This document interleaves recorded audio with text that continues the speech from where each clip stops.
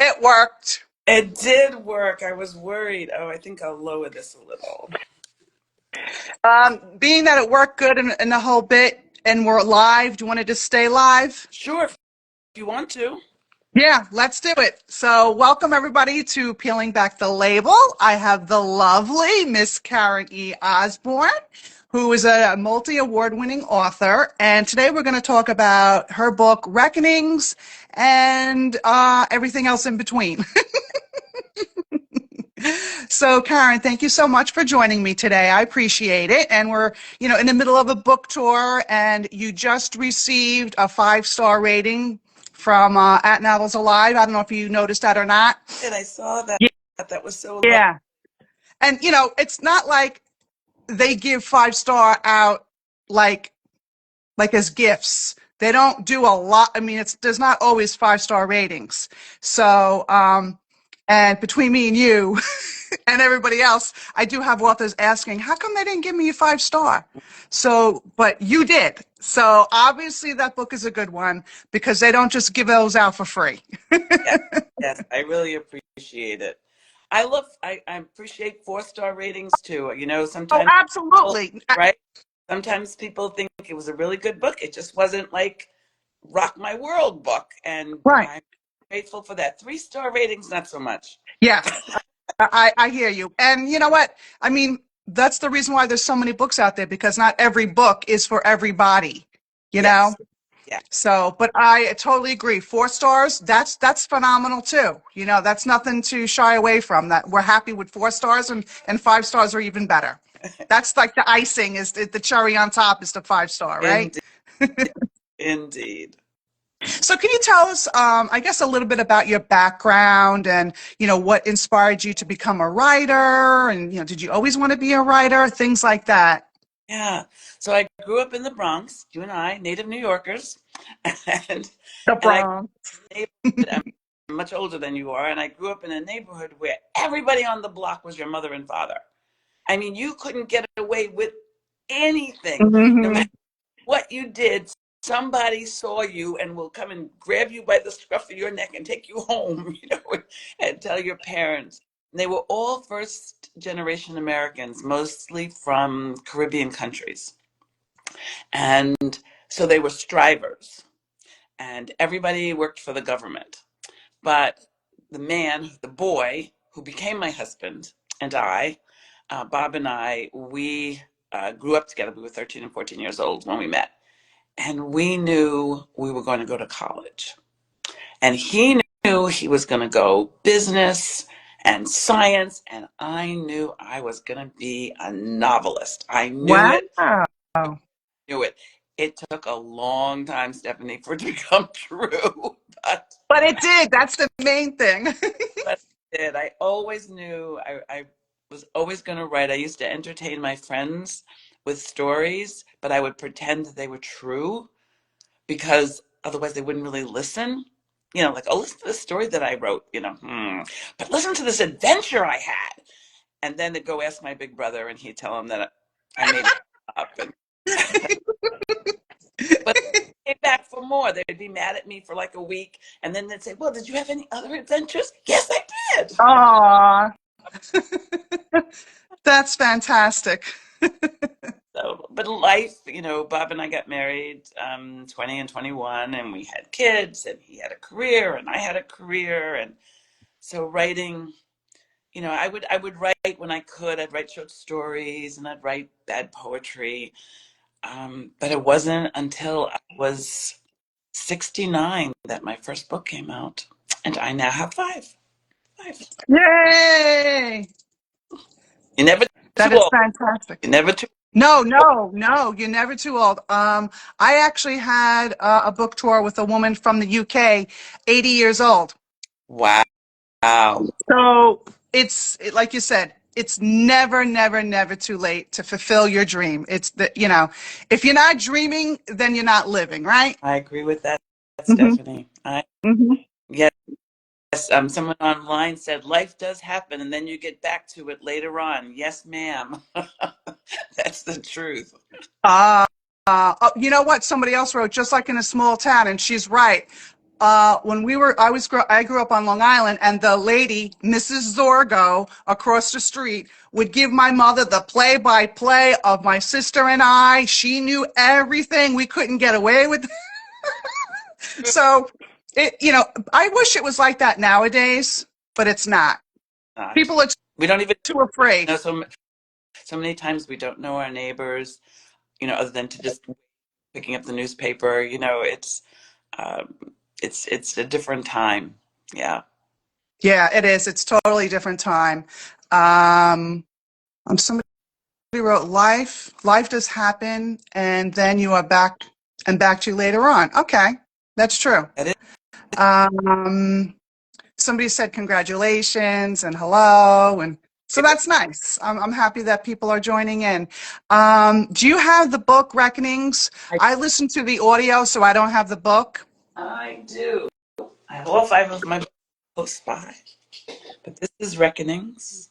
Now, that's a beautiful cover with her looking out the window. What made you decide to change the cover from like the theater looking one to this one? I'm just curious. So this is actually a good story. I wish I do have a copy of the theater one around, but I'd have to get up and go get it. So it had a picture of a white mask, a woman with a white mask on, and the eyes cut out, and she was like this. And so many people said, "Oh, I love horror books. I can't wait to read it." Uh, And then I was speaking at a school. These were young kids who were never going to read the book, but we were talking about writing as a career. And I said, "Can I ask for your help?" So these kids were like 10 years old. And I said, "Can I ask for your help?" And they said, "Yes." So I said, "So when you see this cover," and there was the mask with the big eyes, mhm. I said, "What do you think? What?" And they said, "Creepy, creepy." I said, "Okay, I'm getting a new cover." Yeah. So this one is such a better cover, Yeah, and it's right? a girl reminds me of Roxy, standing there looking out the window and, keeping all her secrets in and all that good stuff. All the So, people around her. mhm. Absolutely. So what inspired you to write Reckonings and the story behind it? So I am a first I was a victim, and then I was a survivor, and now I'm a thriver of sexual assault. And in all my novels, I like to lift social issues, like my latest one, Justice for Emerson. There's addiction, there's the plight of the unhoused and the hungry, but I don't make the book be about that.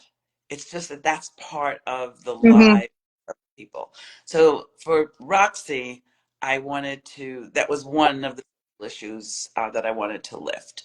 And also, I have two wonderful friends that own a salon Oh, I and a was school. wondering about that, how you knew about all the salon stuff. So I borrowed the scaffolding of their life. It's not them, it's not their story or anything, but I went to her for years, and so I just had a sense of how things worked, and I thought that would make a really good family drama story. Oh, yeah, And absolutely. then Roxy is holding this. So for the audience, for those who are watching us, Roxy is 36 years old and she's already old. She's already old. She feels beat down. She has 4 kids, 2 rescue dogs, a unhappy husband, a job she hates, in a tiny, tiny little apartment with 1 bathroom, Hmm. 2 teenagers, and then the 2 younger kids. And the oldest daughter, Jewel, is pregnant. She's 17 and pregnant, just as Roxy was when she was 17. You know how we have generational Yeah. um, trauma. But she believes in her heart that she has the answer. She has written a play, and the local community theater has agreed to stage it. And a childhood friend who's now a troubled actor has agreed to come and star in it for 1 week. She promised to give her a 1 week. And Roxy, in her mind, this is going to get her a little house. This is going to get her, maybe she'd Hmm. make it to off Broadway. Like, like what could go wrong there? And then people win the lottery, and then who comes back to town but Spider Booth? Yeah. And Spider had raped her when she was 17. He says it was consensual, and he thinks that Jewel is his child, and he's not been able to have a child with his current wife. So he thinks, I know it's not me. I know the reason we can't have kids is her. Hmm. And I want to be part of this child's life. And he has money, and he has all the muckety mucks in town, just eating up and so excited to be with him. And Roxy, unfortunately, has a secret. She never told her husband, and she never told Jewel. And now Spider is threatening to upend her life. I got very frustrated with her sometimes. I just wanted to say, Roxy, Shake her and say, "Wake up." wake up, go tell him the truth now. And thank goodness she has a best friend, Dallas, who's just like the coolest, coolest woman. Yes. And right, isn't Dallas a cool, cool? Everybody needs a Dallas in their life. Yeah. And Dallas sticks with her, but she says to her, Roxy, you got to do this. You got to tell him, because the play is kind of a reenactment of the rape. And Dallas says, how long is it going to take Carl to figure out that this is us? This is you guys. This is all. Hmm. Hmm. And so she's saying, no, I just have to, I'll find the time. I'll find the time. So uh, everything just goes wrong. Everything goes wrong. I like Roxy. She just was, I wanted to shake her. Yeah. She was Yeah. scared, very scared. Yes, she was very, very scared and very hopeful. She was really, and willing to do anything for her kids, to protect her children, her family, Hmm. or kids, and her dogs. She loved Hmm. her dogs. Yeah. Yeah. I'm glad that she finally did get the courage, and we won't do any spoilers, but she did eventually. I mean, you got to end the story somehow, so I'm glad she finally did. But we had to be on the edge of our seats, waiting, to find out if and when she was going to do it, and what was Spider going to do. And I love how you named him Spider, because I just kept on thinking his filthy hands all over these sweet girls, like, you know what I mean? Yes, I'm I like, thought. I'm like, she did a good job with it, naming him. Yes, I thought he was a good, and he really thinks he's a good guy. Which is pathetic. Like, it's just so pathetic that he does think like he's like, He's a the, savior. the best man in the whole world, like how he's gonna like save everybody. He's got all this money, and everybody likes him. Yeah, No, no, no, no, no, no, no. yeah, he's self in a way, and she sees that, and she sees that her family's getting sucked in.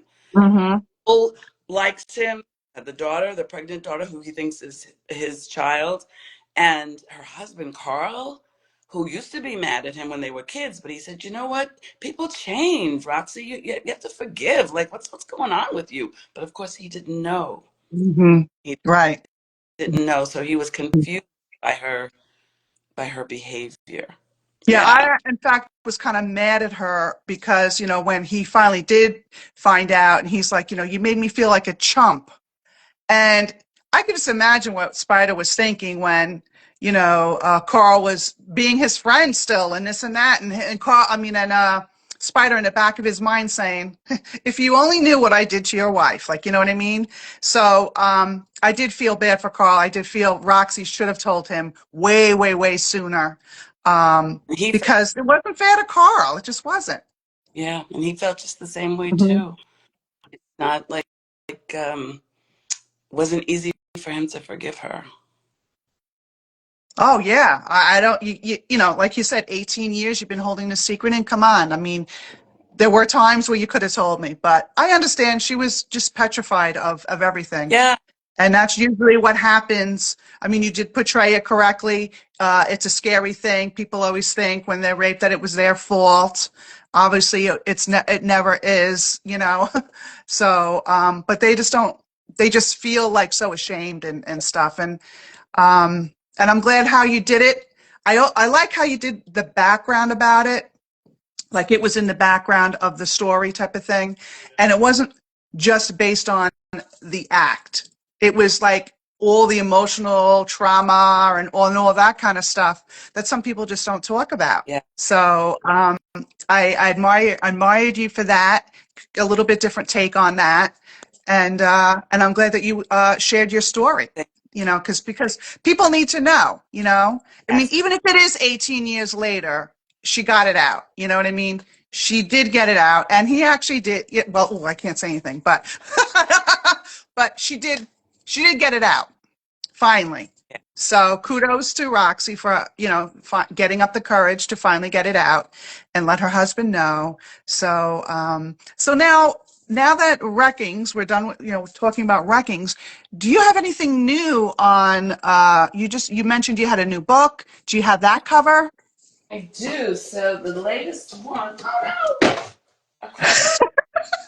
The latest Yeah, one is Justice for Emerson. that is a beautiful cover. I love that cover. And look at the expression on her face. Mm-hmm. You know, Mm-hmm. and Yes. she's so Uh-huh.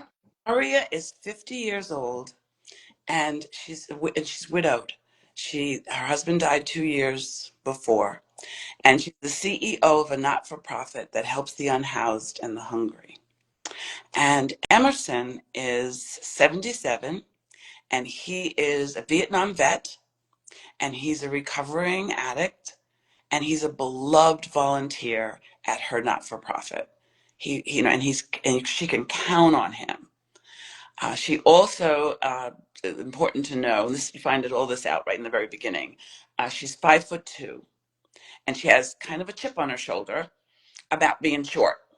She wears 3-inch heels because she thinks people don't take her seriously as a CEO, as a boss, as a 40-year-old, as a 50-year-old Black woman. She thinks that the board doesn't quite trust her, and so she wears her suits, her power suits, and she wears her power Yeah. shoes, and she comes to work, and in the very opening pages, she finds the beloved Emerson murdered in the basement Oh. of the not-for-profit, and the killer is still there, and he sees her, and she sees him, and so the story is over 2 weeks, present day, how he and Jax, I'll tell you about Jax in a minute, try to solve the murder, but then it's a dual timeline.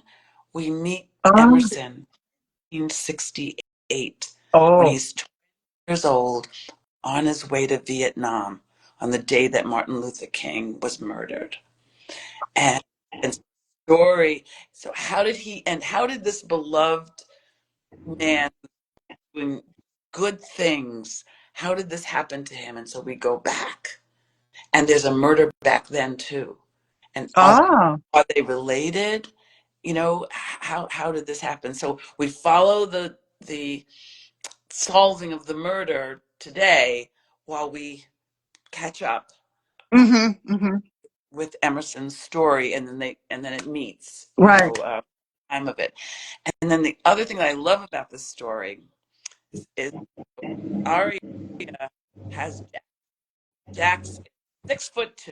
That's the first problem. He's too tall. Like, how do people that tall make love? Do they like lift you up?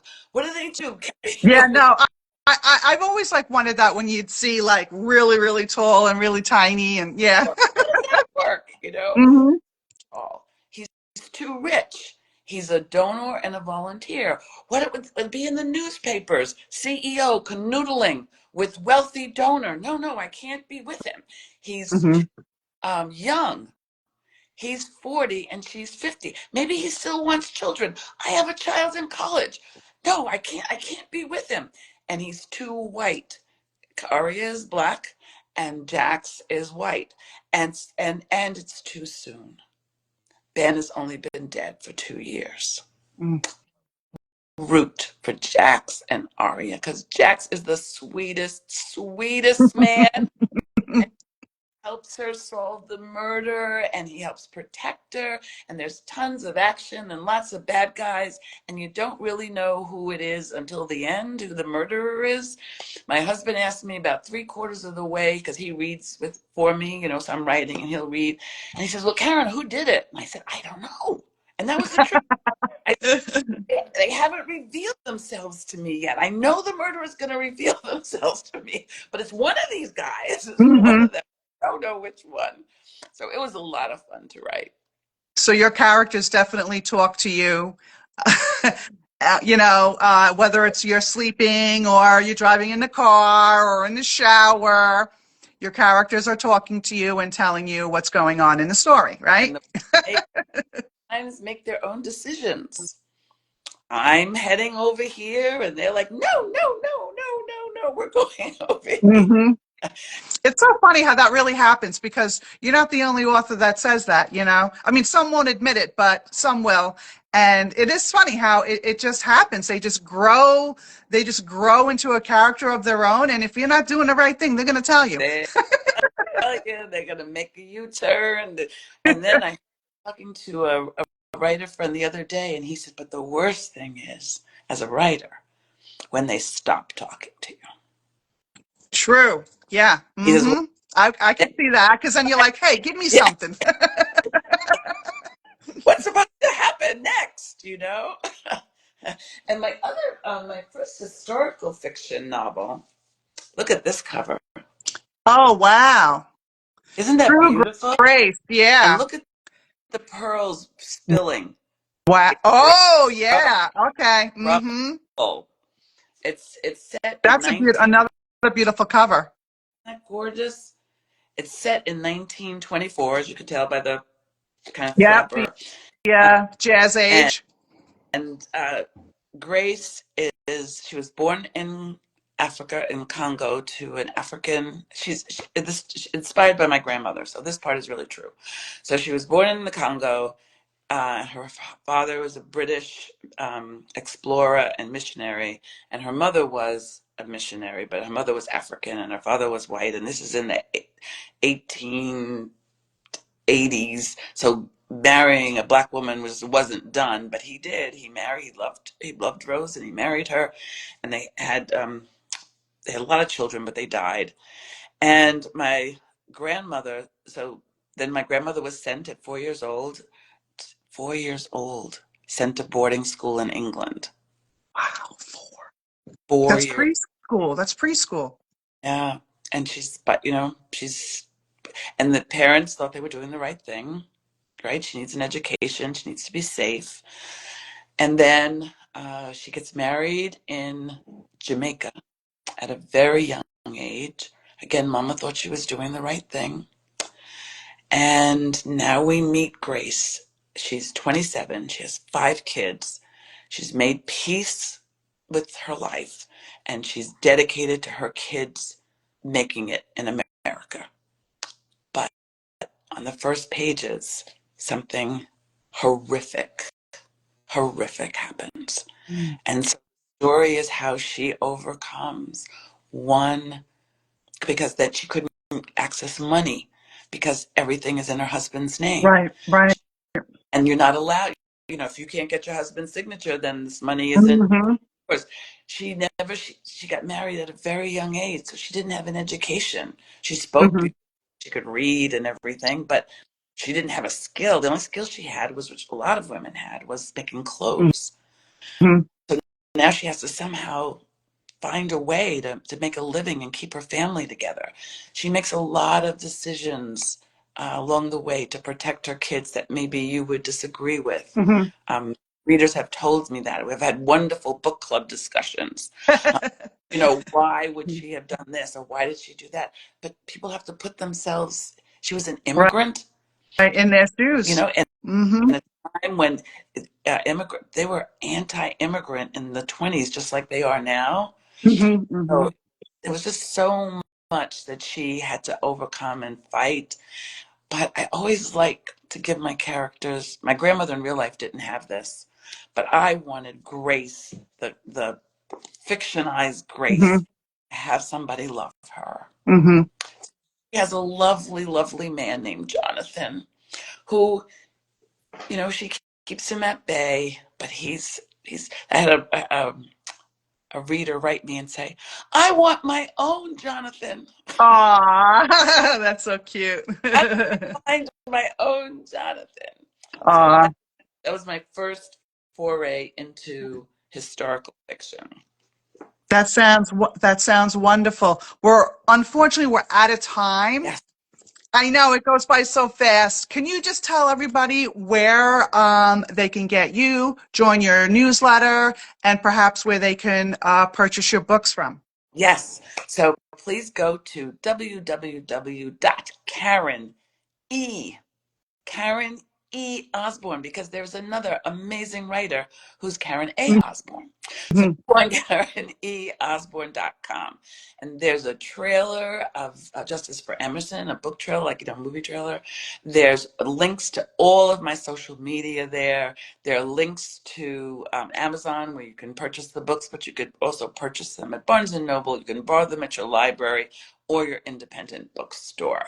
And you can sign up for my newsletter, right, all on my website. So it's Right, this way they know anytime you got a new book coming out and all that good all the stuff. events that I'm coming to, and that you can also reach out and say you'd love to have a book club, Yeah. a conversation. And there are also discussion questions for all the books, all 5 novels. Oh, that's fantastic. Well, thank you so much for coming on, Karen. I appreciate it. I truly loved Reckonings. I'm sure anyone else that would read the book would love it as well. And also your new book, Justice for Emerson, that sounds like a really good book too. That's like another really good book. So read Reckonings first, then go to the Justice for Emerson. 2 totally different, books. They're not related, but they both sound really, really good. So thank you so much for coming on, Karen. Thank you for having me. Have a great day. Bye. Thanks.